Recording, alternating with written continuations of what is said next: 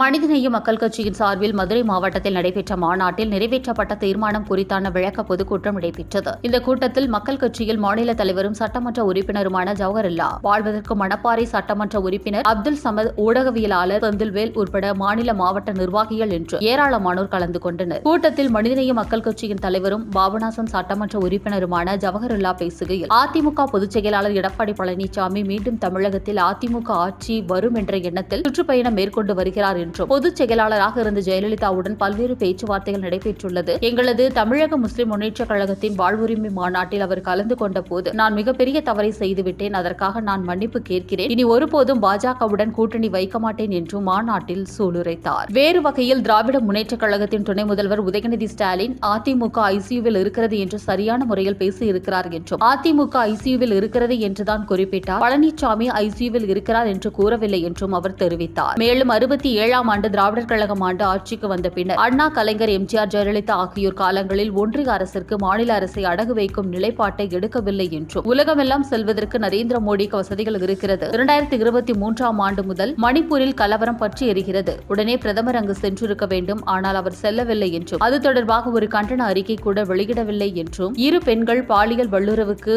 ஆளாக்கப்பட்ட பிறகுதான் கண்டன அறிக்கை மோடியிடமிருந்து வருகிறது என்றும் அவர் தெரிவித்தார். மேலும் பாரதிய ஜனதா கட்சிக்கோ அவர்களை வழிநடத்துகிற RSS அமைப்புக்கோ ஜனநாயக வழிமுறைகளில் நம்பிக்கை கிடையாது என்பதை நாம் புரிந்து கொள்ள வேண்டும் என்றும், ஜவஹர்லாவோ அல்லது எங்களது அணியில் இருக்கும் எந்த தலைவர்களோ இதை சொல்லவில்லை. இதை கூறியவர்கள் RSSஇன் 2ஆம் கட்ட தலைவர் கோல் வாக்கர். அவர் எழுதிய புத்தகத்தில் மாநிலங்களே இருக்கக்கூடாது என்று எழுதியிருக்கிறார் என்றும் அவர் தெரிவித்தார். மேலும் பேசிய அவர், ராகுல் காந்தி கேட்கக்கூடிய ஆணித்தரமான கேள்விகளுக்கு பதிலளிக்க முதுகெலும்பு இல்லாதவர்கள்தான் நரேந்திர மோடியும் அவரை சார்ந்தவர்களும் என்பதுதான் யதார்த்தமான உண்மை. கடந்த 4.5 ஆண்டுகளாக தமிழகத்தில் நடைபெற்றுக் கொண்டிருக்கிற திராவிட முன்னேற்றக் கழகத்தின் ஆட்சியில் சிறுபான்மையினர் மக்களுக்கு மட்டுமல்ல, ஒவ்வொரு வீடுகளுக்கும் பலன் அளிக்கக்கூடிய ஆட்சியை திராவிட முன்னேற்றக் கழகத்தின் ஆட்சி என்பதை மறந்து விடாதீர்கள் என்றும் அவர் தெரிவித்தார்.